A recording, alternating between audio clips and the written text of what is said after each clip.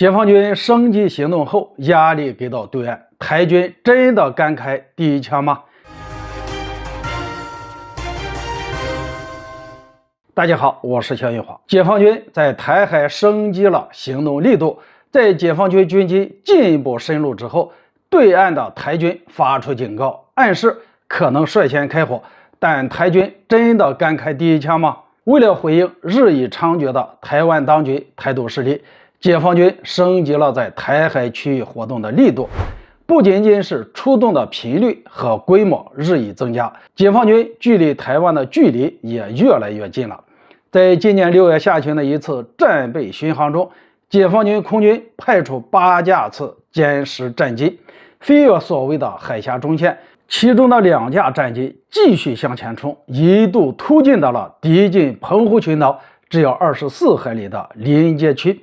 这一非同寻常的举动，显然是解放军为了震慑台独势力而做出的，也是解放军继续收拢对台包围圈、演练实战封锁的又一次展示。在解放军升级了行动力度之后，压力自然给到了对岸，民进党当局不得不直面这种兵危战凶的环境。因为按照台当局自己的规划，他们将距离其海岸线24海里处设定为所谓的毗连区。解放军战机进入这个区域无疑有着很强的军事威慑性，而台国防部邱国正曾经宣称，如果解放军突破24海里并进入12海里的临海界限，台军就会开火射击。如果从这个标准来看，那么解放军军机进入这个距离，虽然会对对岸造成很大的压力，但还不至于引发台军的直接开火反击。然而岛内有些脑子不清楚的人又开始放狠话了，这次居然有人教唆对解放军进行直接开火。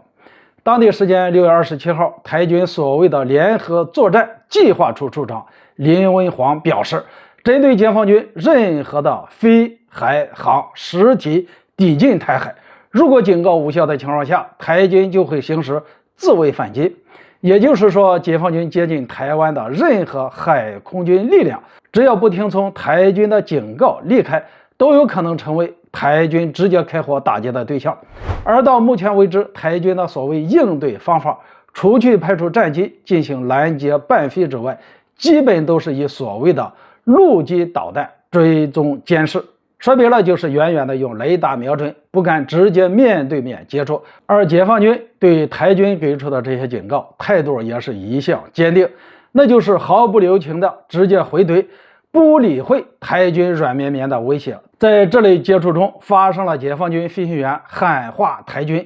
有种开火控雷达照我的名场面。可以说，解放军必定不会畏惧台军的警告。那么警告无效的情况下，台军真的有胆子开第一枪吗？毫无疑问的是，如果台军敢于开第一枪，哪怕只是开火警告性射击，都会迅速导致台海局势的剧烈升级，甚至可以直接推动中国大陆采取武力统一行动。岛内的民进党当局就是再不清醒，也应该意识到这种行动的严重后果。但从目前来看，台军官员暗示的可能开火，更多的只是为了炒作一种两岸的对抗气氛，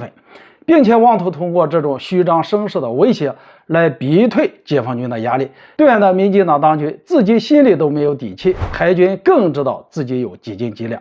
从这个意义上说，解放军无需畏惧担忧此类警告，继续升级打压力度，就是对台独最好的回应。好了，今天就说到这里，咱们下次见。